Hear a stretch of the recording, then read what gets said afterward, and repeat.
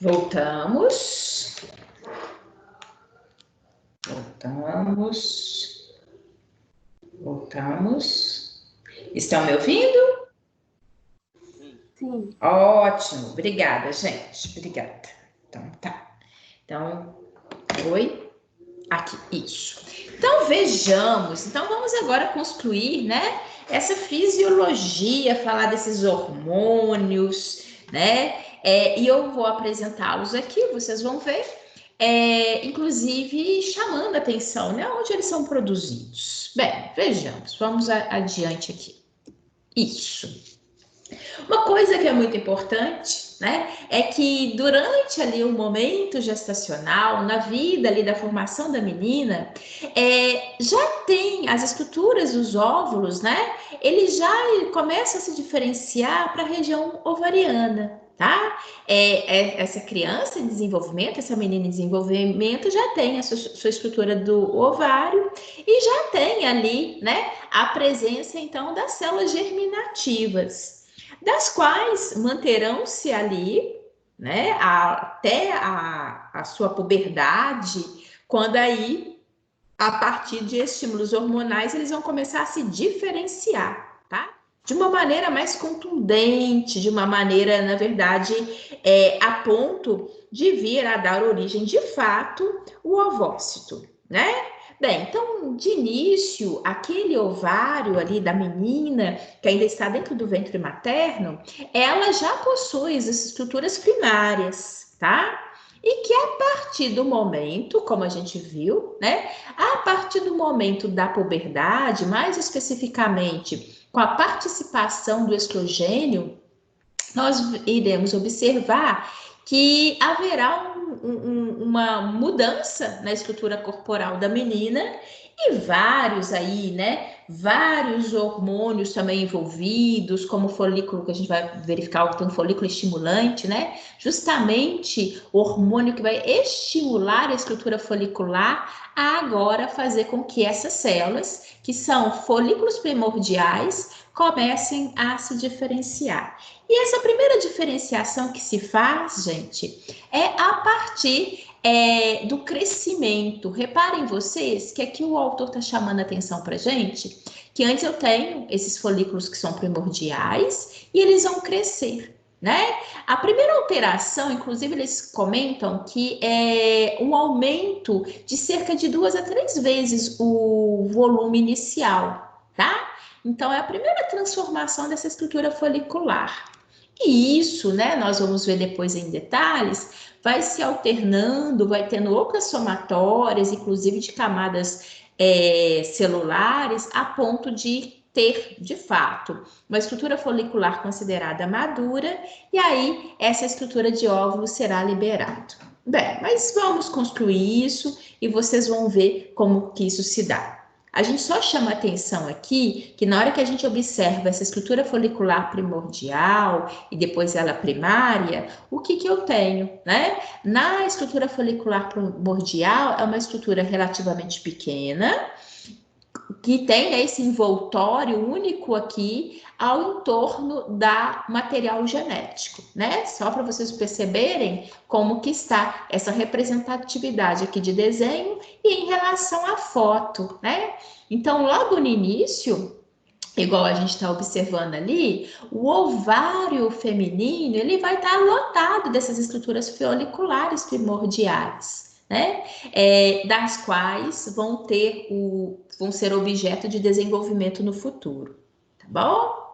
E é fundamental destacar que ao longo do desenvolvimento das estruturas foliculares, vai ser fundamental que haja um processo de divisão celular. A gente até destaca porque ao longo de toda a construção do óvulo, ele, na verdade, ele vai sofrer dois processos de divisão celular por meiose.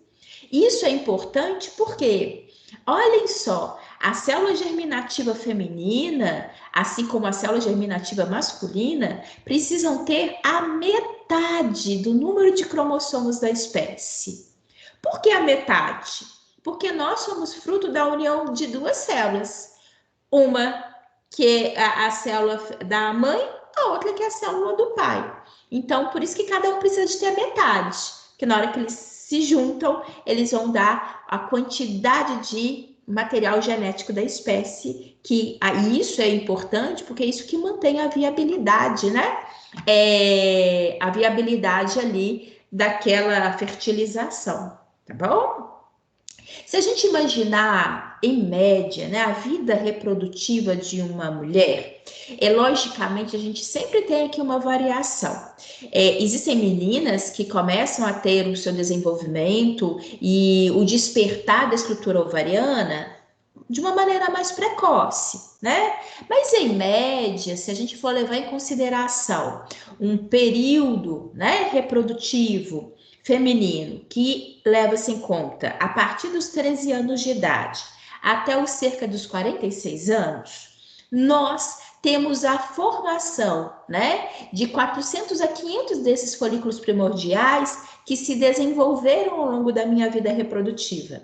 Ou seja, célulazinhas de 400 a 500 dessas células que vão começar a se desenvolver. Então é diferente, se a gente observa em relação ao que nós falamos nos rapazes, que eles produzem por dia 120 milhões de espermatozoides, nós, ao longo de toda a nossa vida, teremos o desenvolvimento de 400 a 500 estruturas como essas, né? Que é muito, mas quando comparado aos rapazes, fica uma matemática bem diferente, né? E por quê isso? Porque, na verdade, esses 400 a 500 folículos primordiais, eles nem todos, inclusive, vão se desenvolver com todas as fases. Vocês vão ver que ao longo, né, no intervalo de um mês, cerca de 6 a 12 dessas célulazinhas vão se despertar. E apenas uma, em média, vai ser liberada. Eu falo uma em média porque, por exemplo, mulheres que já tiveram gêmeos, é porque elas liberaram 2, né? Mulheres que tiveram trigêmeos, liberaram 3. Mas nós sabemos que isso é relativamente mais raro, né? A maioria de nós, o que nós temos? Uma única ovulação com a liberação de um único ovócito, tá bom? Então, o passo, e é importante a gente... Diga, Marcos! A gente, ontem no grupo, eu com as meninas, a gente estava conversando, a Bia falou que ela tem um irmão gêmeo. Aí, no caso de gêmeos, são 2 óvulos e 2 espermatozoides ou apenas um? Tá, então vamos por partes. A maioria dos gêmeos, igual você falou, quem é que tem gêmeo, perdão? A Bia. A Bia? Bia, você tem gêmeo com um irmão? É o irmão. Eu sou gêmea com um menino. Isso. Então, por que eu perguntei disso? Porque a partir do momento que tem a Bia e tem um rapaz, isso significa que ali houveram 2 ovócitos e 2 espermatozoides. Por quê? Porque existe a possibilidade, por isso que é importante, diante da sua pergunta. Se você observar, na maioria das vezes que a gente fala que sejam gêmeos, nós temos, mesmo até que fosse 2 meninas, mas aí eu iria perguntar, vocês são idênticas, né? Na maioria das vezes, os gêmeos, eles possam ser um menino e uma menina, ou 2 meninos ou 2 meninas, mas você olha para eles, eles não são necessariamente idênticos. Eles são parecidos, assim como eu possa ter alguma semelhança com meu irmão, e olha que eu sou 8 anos mais velha do que ele, né? Por quê? Aí isso significa que a mulher liberou 2 ovócitos e que 2 espermatozoides, cada um, né, fecundou um ovócito. Agora, naqueles casos onde você tem 2 indivíduos, aí seria obrigatório, 2 indivíduos do mesmo sexo. E eles são idênticos. Sabe aqueles gêmeos que você olha assim e fala assim, gente, quem que é quem? Eu já dei aula para 2 gêmeas, que uma era a cópia da outra. Uma fazia um curso, outra fazia outro curso. Aí, na hora que eu encontrava com elas no corredor, eu tinha que saber qual que é qual, porque eu não conseguia identificar, né? Porque elas eram extremamente parecidas. Então, aí, isso é importante falar, Marcos, Porque aí, nesse caso, quando você tem essa identidade, né? Aí sim, foi um único ovócito que foi fecundado, e ali, durante o processo de desenvolvimento, eles se dividem de uma maneira igualitária, então eles são geneticamente idênticos, tá?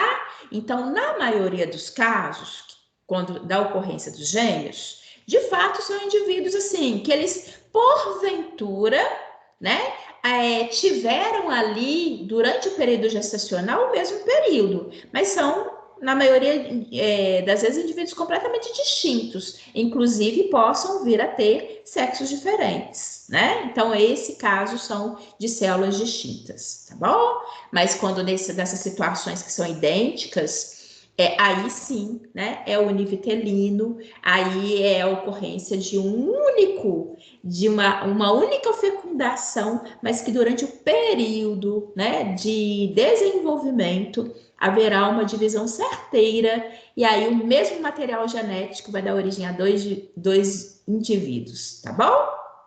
No caso da Bia, você simplesmente compartilhou com seu irmão, né, o mesmo período gestacional, tá? Para na hora do aniversário ter que dividir o presente. Tá combinado? E aí, Divide tudo. eu imagino. E deve rolar, nessa situação, deve rolar ainda mais ciúme, né?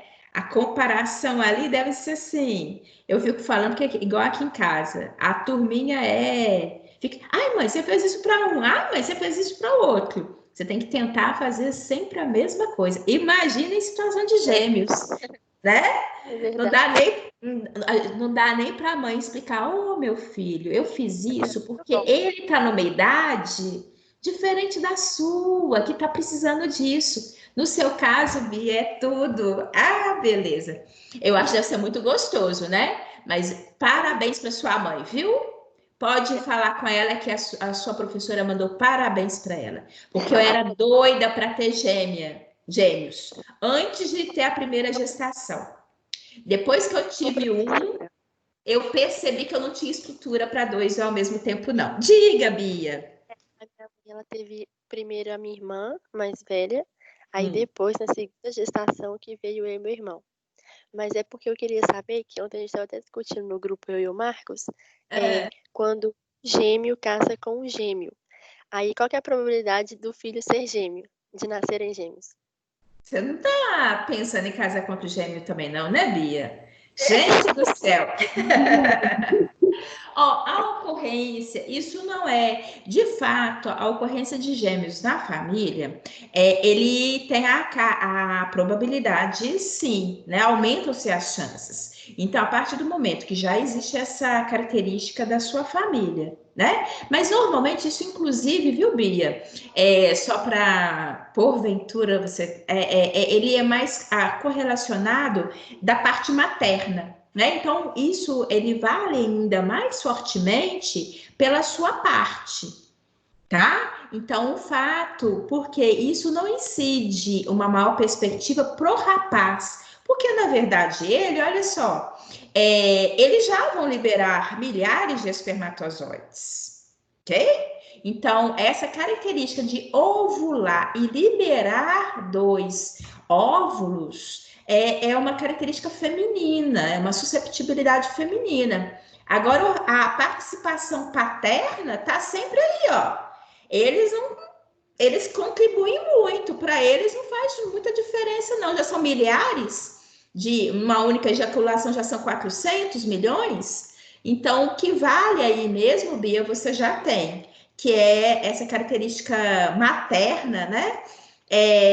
De ter gêmeos. Então, não significa obrigatoriamente, mas isso já indica uma característica genética, uma probabilidade maior de, porventura, né, ter essa liberação de dois ali simultaneamente, tá bom? Então, não vai aumentar a sua probabilidade se porventura você tiver, né, interessada num gêmeo aí, pode, não tá super sugestionando que você venha a ter gêmeos, não. Essa característica você já tem, viu? Entendi. Oi, gente, é fogo, né? Mas a gente fica pensando nessas coisas, né? E como eu estava falando, é muito lindo, mas a característica de ter gêmeos, eu vou falar com vocês, exige uma estrutura, principalmente materna, enorme, né? Porque há muito envolvimento. Vocês imaginam, se a gente já fica inseguro com um chorando, imaginem dois. Diga, Vitória, você quer falar alguma coisa? Não, é porque ela tirou aqui o Não, microfone. eu. Diga. Quer Eu tava perguntar? vendo. É a Ah, Fabiana. a porque a Vitória aqui que ficou sem microfone. Diga, Fabiane, pode falar. Eu vi uma curiosidade na internet, mas eu não sei se é Ah, verdade. Eu tava hum. vendo que, por exemplo, se, se tiver gêmeos idênticos, e esses gêmeos idênticos casarem também com outros gêmeos idênticos, não tem como saber, tipo assim, quem é o pai de um, quem é o pai de outro, porque o DNA é o mesmo? Até que desse ponto de vista, geneticamente, todos são ali iguais geneticamente, né? Agora, realmente essas pegadinhas de internet, essas curiosidades, elas são interessantes. Acredito, viu, Fabiane, aí do um contexto genético, que logicamente a gente tem sempre esse crescimento genético, né? Provavelmente em situação assim, eles devam conseguir ter algum fator diferencial que, porventura, logicamente, uma situação mais trabalhosa, mas que poderiam dar essa identidade, viu? Não sei se existe algum marcador, alguma coisa específica, não. Mas é porque o raciocínio é exatamente isso. Se eu sou gêmea idêntica, eu sou geneticamente idêntica à minha irmã. E no caso da parceria, né? No caso, o macho, se ele também idêntico, ele também é geneticamente idêntico ao irmão dele. Enfim, mas aí eu acredito que já tenha, ele já vou ver se existe isso, se existe algum marcador genético, alguma coisa de especificidade que eles consigam ali atribuir, tá bom? Tá bom, obrigada. É porque De realmente, nada. quando eu vi, me deixou muito confusa, porque realmente é um fato muito É, curioso, né? Que a gente fica assim, uai. e dá margem, né? Mas como na genética existem detalhes, sutilezas, né? Marcadores, eu acredito que eles consigam. Eu vou ver se tem e trago isso para a próxima aula, tá bom? Aí, logicamente, que isso é com o próprio avanço da genética, né, gente? Porque existem detalhes, nuances, marcadores que eles possam evoluir, identificar. Vou ver se existe nessa situação. Diga, Professora, diga, Bia. eu só te contar uma curiosidade. É porque eu e o Vinícius, que é meu irmão, como a gente é gêmeo, né? Normalmente os gêmeos nascem em dias iguais, né? No mesmo dia. Eu nasci num dia e ele nasceu no outro dia. Eu nasci dia 3 de setembro e ele nasceu dia 4 de setembro. Que gracinha. Ah, que bonitinho. E Ó, ó, ó. a gente nasceu na virada. Ah, é? É mesmo? Aí, tipo, eu nasci 11h56 e ele meia-noite 2. Aí já era no dia 4. Olha que bonitinho. Ou seja, cheio de detalhe você, hein, Bia? O quê? Cheia de É, detalhes, você e seu irmão. Olha só, logicamente. Opa, aqui, isso. Olha só, cuidado com o microfone, gente, que tá dando interferência aqui. Só um minutinho. E isso, logicamente, né? Porque eles, no caso, vocês têm toda ali, né? Repare, foi uma questão de minutos, né? Mas que nessa situação ali, logicamente, dá uma interferência, é simbólica, na verdade, essa diferenciação de dia, né? Mas acaba sendo registrado ali um no dia e o outro no outro. Mas em função disso, sim, logicamente, e às vezes possa até ser que possa demorar, possa vir, às vezes, ter um espaçamento de tempo, às vezes, maior entre um e outro, eventualmente possa ocorrer sim, ó, né? Tem teve um sim. ensaio prático de uma mulher e ela estava grávida de gêmeos e aí um nasceu e aí o outro não quis sair e aí demorou tipo assim alguns dias até para ele sair. Sim, existe isso, existe essa possibilidade, sim. né?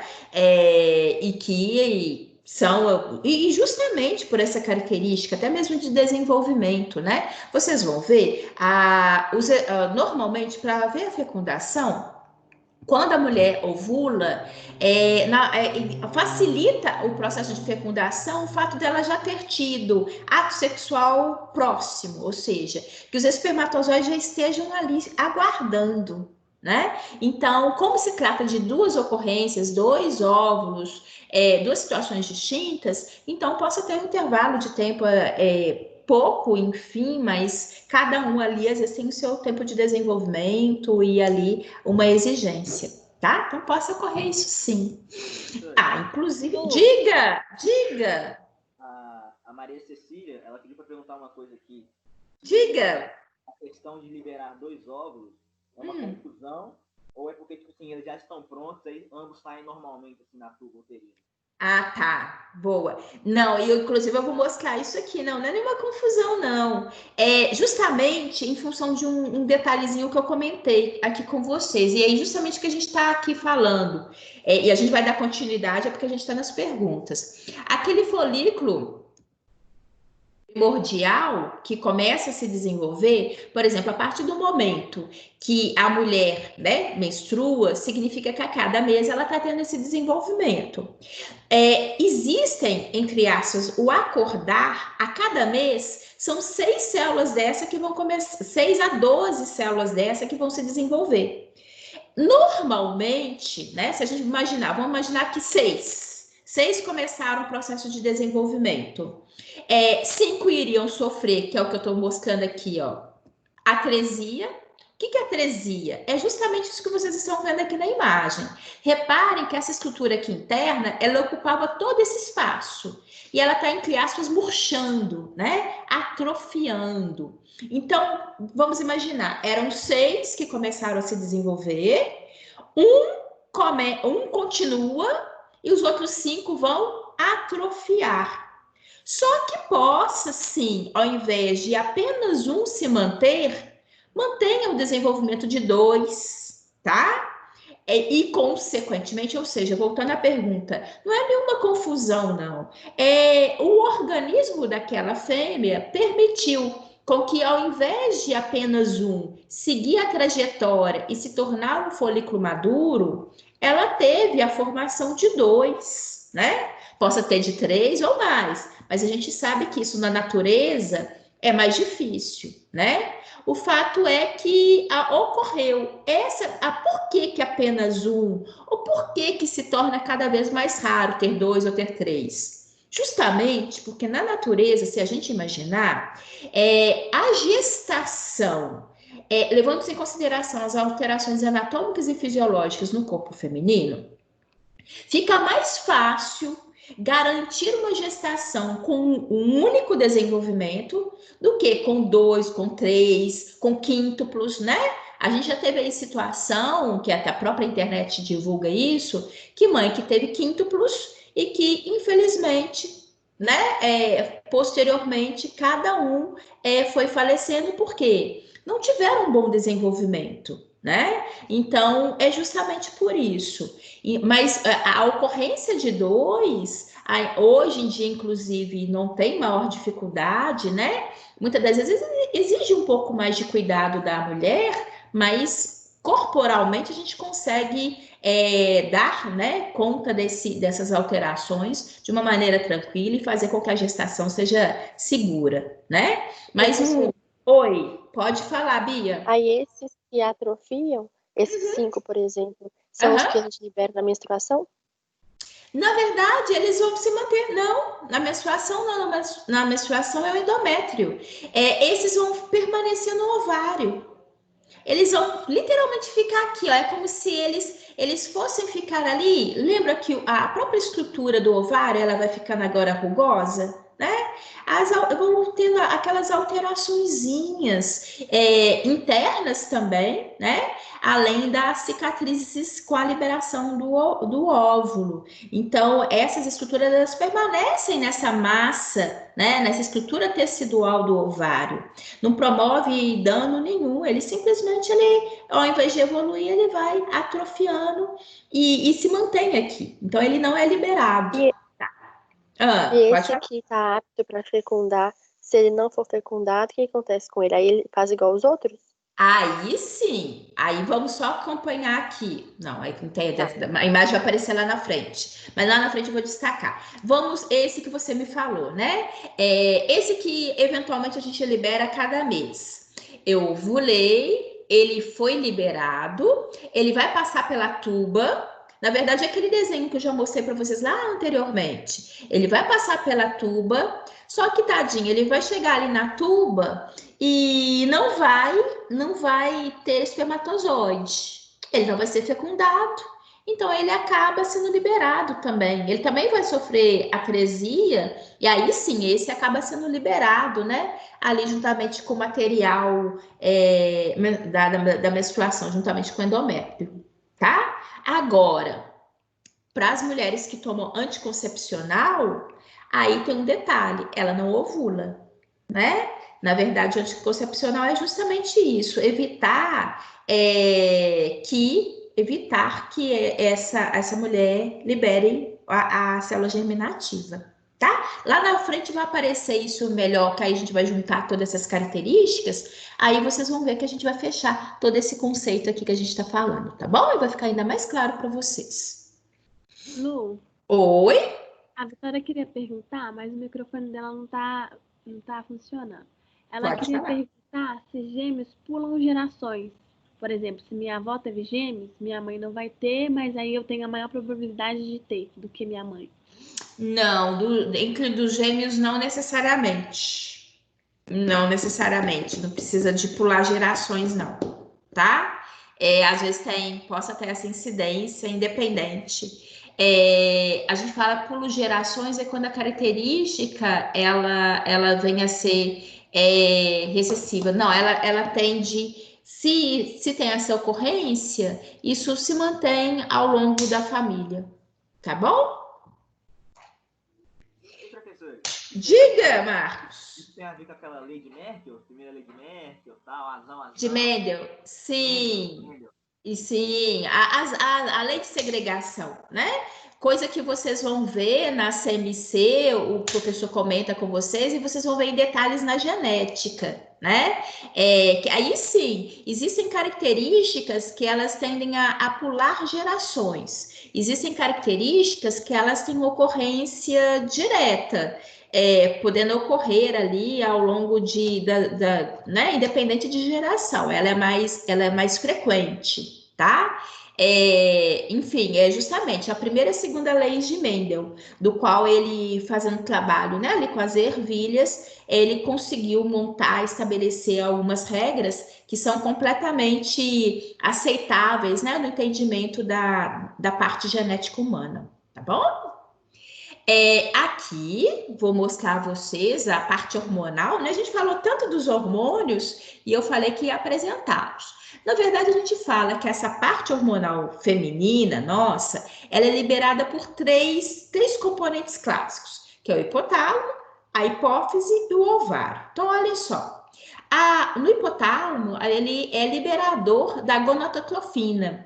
Esse hormônio, na verdade, só para vocês entenderem o hipotálamo, é essa regiãozinha daqui, olha. A gente tem aqui uma observação, sistema nervoso central, a gente tem a região do cérebro, né? Corpo caloso, e aqui, ó, a estrutura do hipotálamo. O que o autor fez? Já que é pequenininho, ele deu um zoom para a gente ver melhor aqui. Essa daqui é a região do hipotálamo e nós temos aqui a glândula hipófise, que é uma glândula endócrina, tá? Considerada a glândula mestre. O que é interessante? Que esse hormônio, que ele se liberar da gonadotropina, ele vai estimular a hipófise, tá? É muito comum quando a gente estuda os hormônios, que um hormônio venha estimular outros. É como se fosse um efeito dominó, tá bom? E aí, o que nós temos? Por sua vez, A hipófise, ela produz 2 outros hormônios, que é o folículo estimulante, que inclusive eu já citei ele aqui para vocês hoje, porque ele é o hormônio que vai estimular o desenvolvimento dessas estruturas foliculares. É justamente isso que a gente está vendo, né? O folículo primordial, que transforma-se em folículo primário, em folículo secundário, depois um folículo maduro. Então, toda essa transformação, que inclusive foi fruto da pergunta aí de vocês, ele é estimulado pelo esse FSH. E chamando a atenção que essas abreviaturas, gente, não é a Luciene, não. São abreviaturas muito utilizadas quando se fala do contexto hormonal. Eu sempre, inclusive, coloco aqui para vocês se familiarizarem, né? Porque às vezes vocês podem chegar a um ponto de ver só a sigla e, enfim, só para a gente ir familiarizando. E ele também produz, a hipófise, o hormônio luteinizante. O hormônio luteinizante, ele é responsável pela nossa ovulação. Então, é aquilo que a gente estava falando. Teremos primeiro o desenvolvimento dos folículos. Nós vamos ver que normalmente 1 ou 2 ao máximo vão chegar até a fase final de transformação, que é o folículo primário, que é o folículo maduro. E depois a ovulação propriamente dita vai ser comandado pelo hormônio luteinizante. Como eu falei com vocês, o hormônio anterior, que foi produzido pelo hipotálamo, que é o hormônio gonadotrópico, é ele responsável por estimular a hipófise, né, a desencadear esses hormônios, tá? Então é cíclico, como eu comentei com vocês. E por fim, nós temos a terceira classe, né? Que a gente fala a terceira hierarquia hormonal feminino, que são aqueles hormônios que eu também já citei para vocês, que são produzidos pelo nosso ovário, que é o estrogênio e a progesterona. Como eu falei com vocês, o estrogênio, ele é o que ali é o marco da nossa adolescência. Nós, meninas, como a gente tem ali, porque é muito comum, né? A gente na infância, eu vejo igual aqui a Clarinha. A Clarinha vai ali, pega minha roupa, pega o sutiã, coloca, fica toda cheia de prosa, né? E toda, mamãe, eu quero usar sutiã. Tá, tudo bem, nessa fase fica toda cheia de estímulo. Mas chega a adolescência, quando realmente a gente tem que usar o primeiro sutiã, né? Que é estimulado pelo estrogênio, porque ele nos dá as características secundárias femininas, aí a gente tem todo, sim, o desenvolvimento da mama, uma presença de pelos distribuídos, né, pelo corpo, o próprio desenvolvimento ali da menarca, enfim. Aí pronto, aí a gente fica cheio de vergonha, né? Aí quer colocar blusa, que é para ninguém ver que a gente está usando o primeiro sutiã, que é para ninguém perceber, enfim. Então é todo cheio de detalhe nessa vida, né? Tem hora que a gente quer muito, e na hora que a gente precisa, de preferência que ocorra da maneira mais discreta possível. Ô vida, né? Bem, mas é proveniente desse estrogênio. E já a progesterona, ela é um hormônio do qual prepara o nosso organismo, tá? Ela prepara o nosso útero, porque a cada mês, como eu falei com vocês, a cada mês o nosso útero é preparado para uma possível gestação, tá? Então, a maioria das vezes é frustrado, né? Mas ele é preparado pela progesterona. O que eu chamo a atenção de vocês, que é o que vai aparecer muito, eu coloco vários ciclos aqui, sempre falando a mesma coisa, mas só para deixar bem claro. Nós temos a quantidade desses hormônios que vão ser produzidos pelo nosso ovário, eles vão ser produzidos não de uma maneira fixa e contínua ao longo do ciclo, né? Mas ele vai ter uma alteração.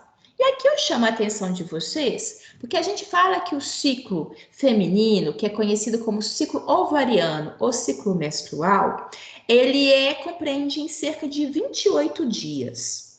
Eu faço a ressalva, porque a gente sabe que possa haver uma grande variação entre nós. Fala-se de 28 dias porque, se eu observo a maioria das mulheres, esse período ele atende. Mas várias de nós temos ciclos mais longos, né? Ou até mesmo ciclos irregulares, ou seja, de repente eu tenho um ciclo de 28 dias nesse mês que vem ele se prolonga mais, então isso também é comum de se observar, tá bom? Mas o que eu até gosto mais desse quadro aqui, porque esse quadro, ele mostra tudo o que acontece conosco. Mesmo que depois vão aparecer outros quadros, mas olhem só, deixa eu mostrar a vocês para vocês entenderem que interessante que é essa variação. Primeiro, aqui são o intervalo de 28 dias, tá? Sendo o 14º um marco porque ele corresponde justamente ao período em que nós ovulamos, ou seja, o período fértil, tá? Bem, só que ao longo desse período nós temos uma grande variação. O que o autor está mostrando aqui pra gente? Aquela região do endométrio, aquela região do meu útero que, na verdade, está se preparando, né? Reparem que aqui essa demonstração dessas linhas vermelhas é a vascularização. Logo após a ovulação, olhem, ele está aqui amplamente vascularizado. Ele está muito vascularizado porque imagina-se que, diante da ovulação, tem a perspectiva da fecundação e cerca de 5 dias depois, ele vai ser implantado no útero. Então, olha só, está altamente vascularizado para conferir oxigênio e nutrientes a esse célula-ovo ou zigoto, né, que vai ser implantado aqui. Bem, só que na maioria das vezes não vai ter implantação. Essa entre aspas que eu falei com vocês, né, essa arrumação de casa aqui foi em vão.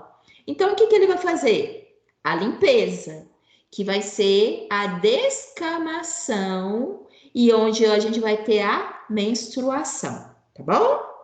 Bem, por outro lado, aqui está falando desses dois hormônios, estrogênio e progesterona. Reparem que a gente observa um pico de estrogênio, né, que é justamente a produção, as características, né? Ele está aqui colaborando com o nosso organismo, a preparo, né? Inclusive, o estrogênio, ele é o responsável pelo nosso libido. Então, reparem vocês, olha, o pico dele é justamente próximo do período da ovulação, que é quando a mulher está mais receptiva, né? É quando a gente tem menos dor de cabeça, meninas. Então, aqui, ó, tem esse pico porque hormonalmente a mulher está preparada, estimulada para o ato sexual, porque condiz com o período fértil dela. Isso significa que, se não quiser, previna-se, né? Cuidado. Inclusive, abstinência. Aqui, progesterona. Reparem que o pico de progesterona vai ser depois. Por quê? É quando haverá progesterona, ela prepara o útero para a gestação. Então, é o auge, olha. Repare que o auge do pico da progesterona é justamente com o auge do preparo do útero, tá? Para possível fecundação. Olha que bonito. Aqui, o hormônio luteinizante e o folículo estimulante. O que eu tenho? O pico do luteinizante. Por quê? Essa ovulação vai acontecer em função do pico do hormônio luteinizante. Ele é o responsável pela ovulação, tá? E ao mesmo tempo, olha, o folículo estimulante, porque ele está literalmente, né, colaborando para o desenvolvimento folicular, inclusive preparando para a próxima remessa, para o próximo mês, tá? E aqui em cima tem uma característica interessante, que nós mulheres, vocês já devem ter ouvido falar, nós mulheres temos um acréscimo da nossa temperatura, justamente quando a gente está no período fértil, tá? Então, nós temos em média aumento de 0,5 grau Celsius da nossa temperatura. Inclusive, aquelas que fazem, às vezes, quando faz tratamento para engravidar, um dos acompanhamentos é justamente a temperatura corporal, que é um bom indício de que a mulher esteja fértil, tá? Bem, se a mulher ela tem esse aumento, esse acréscimo de 0,5 grau, se porventura ela for fertilizada, ela vai manter-se com esse acréscimo de temperatura até o final da gestação. Agora, caso ela teve aumento, ovulou, não foi fertilizada, a temperatura volta a ser o que era antes. E aí o que eu chamo a atenção de vocês, isso tudo aqui é cíclico. Reparem, 28 dias passa depressa. É fácil a gente perceber isso através de boleto bancário. O boleto vence mensalmente. E mal você pagou um, já tem outro chegando. Não é? Parece que aquela contagem de 30 dias ali, em média, voa. Imagina os 28 dias, né? Significa que passa muito depressa. Mas, por que eu chamo a atenção? Mesmo sendo depressa, olha quantas alterações nós não temos no nosso corpo, meninas. Quantas alterações hormonais. Rapazes, na hora que vocês falam que a gente está mal-humorada, que nós estamos em TPM, vejam, faz sentido. Não é fácil, não. É muita alteração fisiológica, né? Eu vou ser sincera com vocês, eu não achava que eu tinha TPM, não, até que eu casei. Aí o senhor, meu marido, começou, nossa, você tá para menstruar, né? Às vezes nem eu lembrava, mas por quê? Nossa, você tá brava?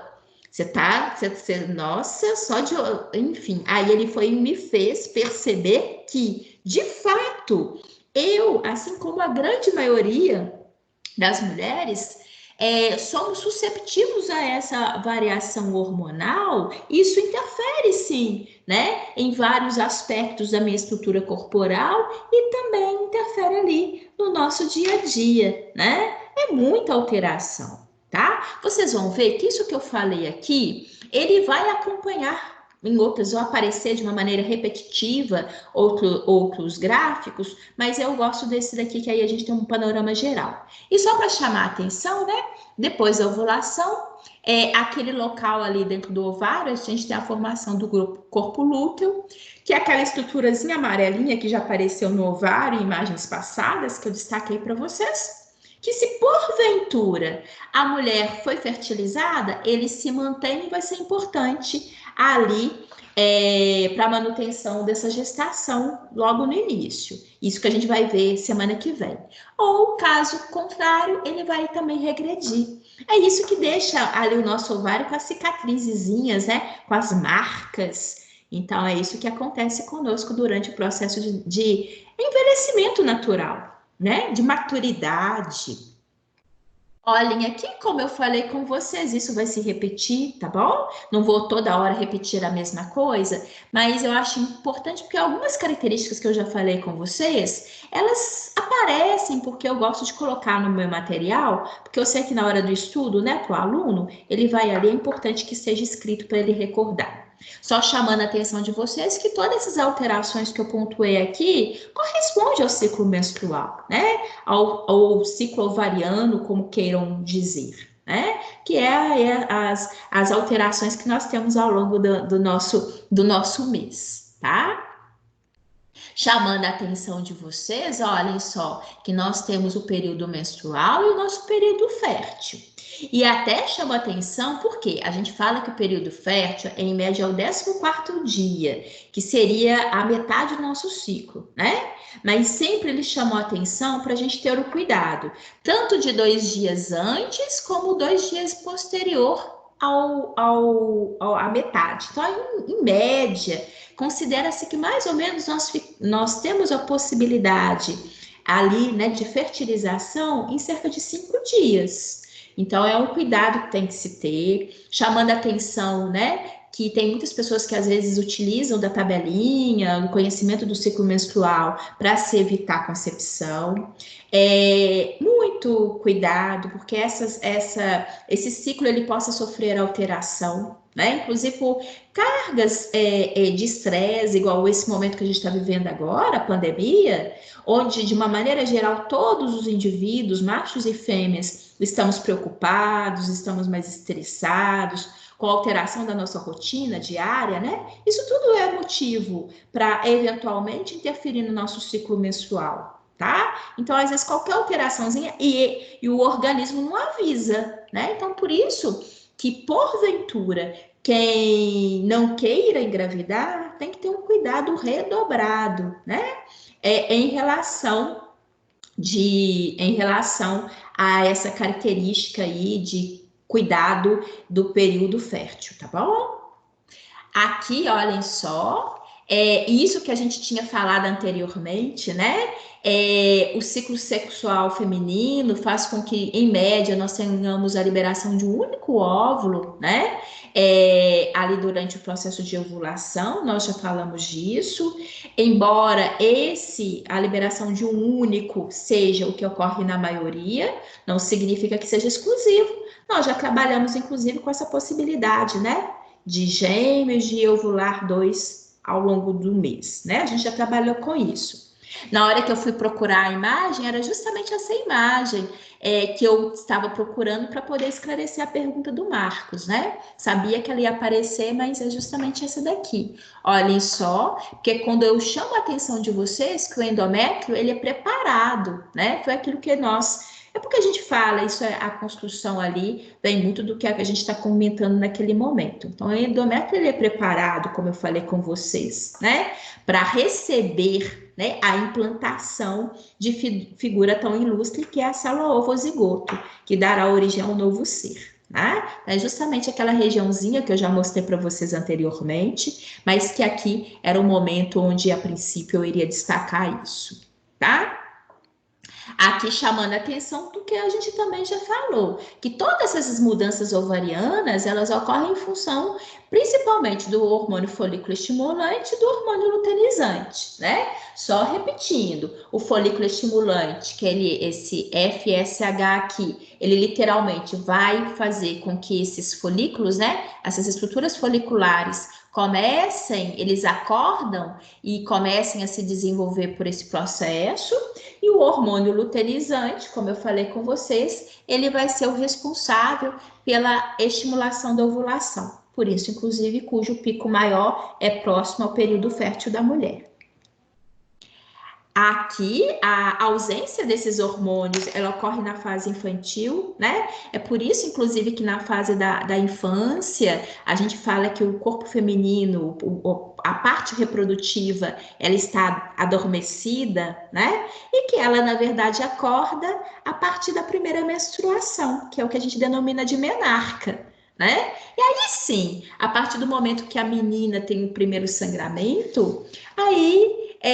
vias normais, né, levando-se em consideração ali ao desenvolvimento normal e um bom funcionamento fisiológico, a princípio agora, todo mês, né, isso se mantém, até que ela chegue numa outra fase, também muito pontual na nossa vida, que é a menopausa, né, que aí é outra característica da qual é um marco feminino. Tá bom? A gente dá o nome de menarca, então essa primeira menstruação. A partir de agora, literalmente, né, ela começa a contar os dias e saber quando é que ela vai estar menstruada ou não, né? Isso aí é muito importante. E é importante esse conhecimento da estrutura corporal, né?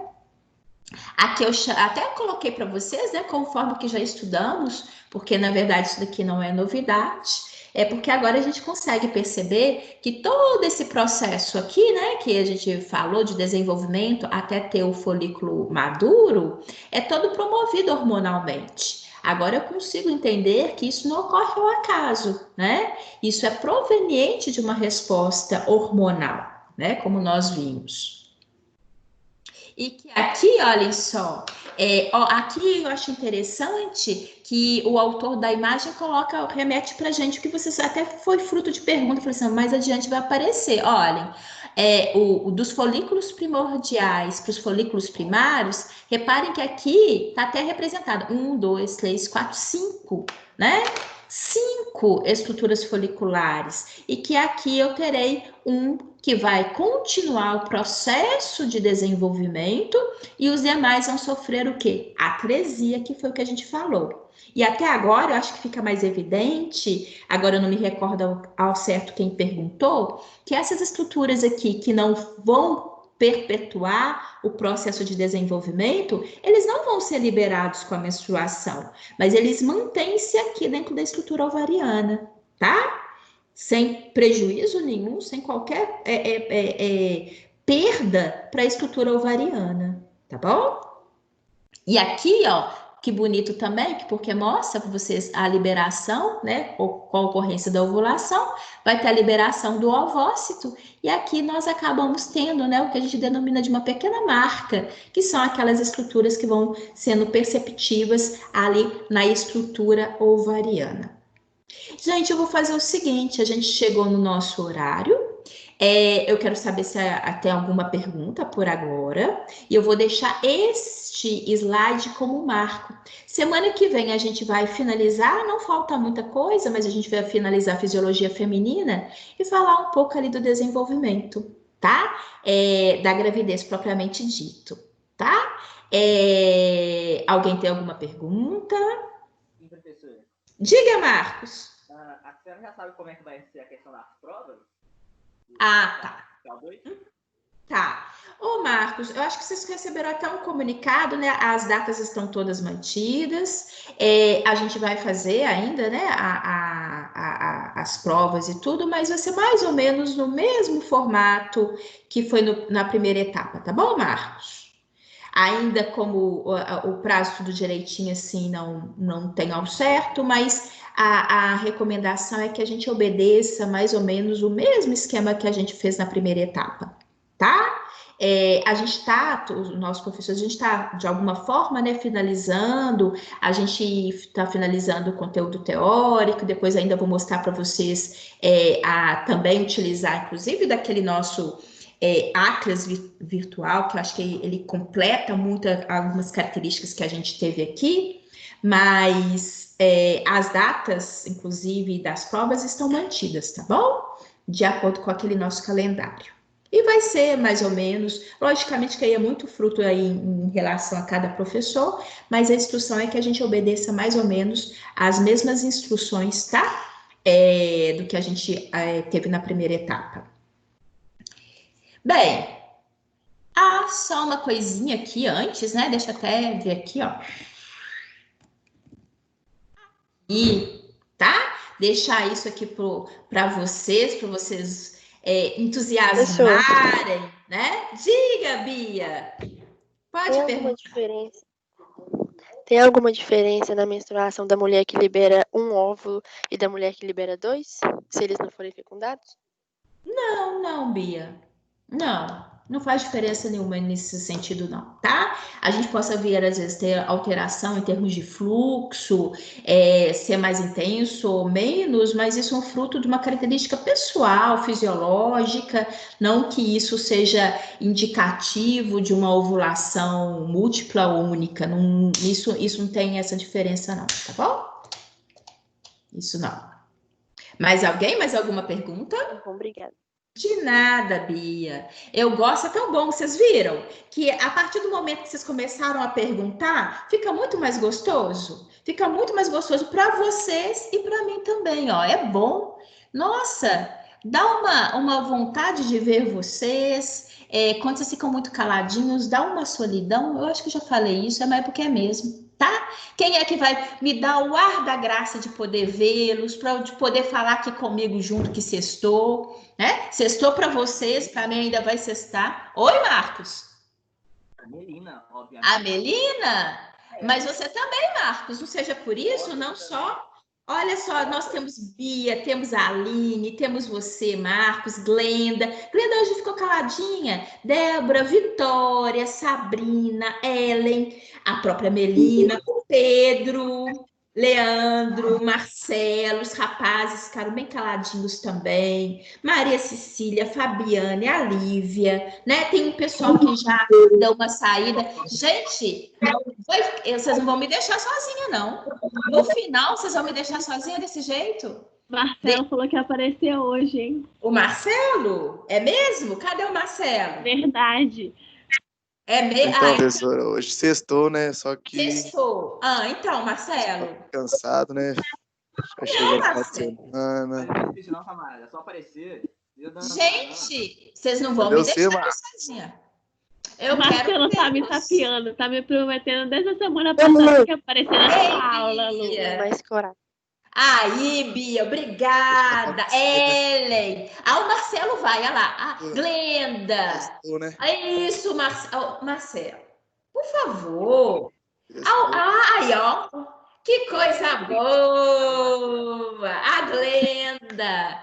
Não, Glenda, volta, volta, volta. Cadê isso? Isso.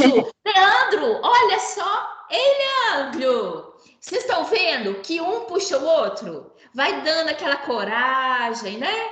Olha só, que coisa boa. Aí, podia entrar todo mundo. Ia adorar ver cheio de quadradinho aqui, ó.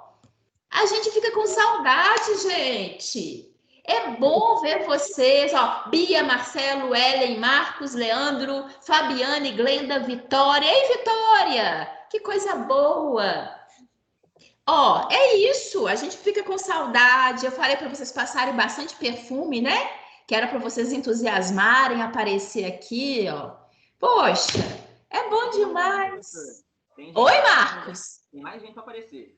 Tem muita gente, eu já chamei todo mundo aqui, ó.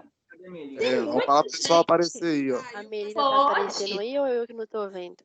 Uai, tá estranho isso aqui. Aqui, eu acho que na hora que um entra, a Melina, eu queria ver todo mundo. Eu acho que tem que falar, que aí no que fala, aparece, né? Mas é um prazer ver, a gente fica com saudade, é tão bom ver vocês. Né? Se cuidem, enfim, cuidem de vocês, cuidem de seus familiares, estudem.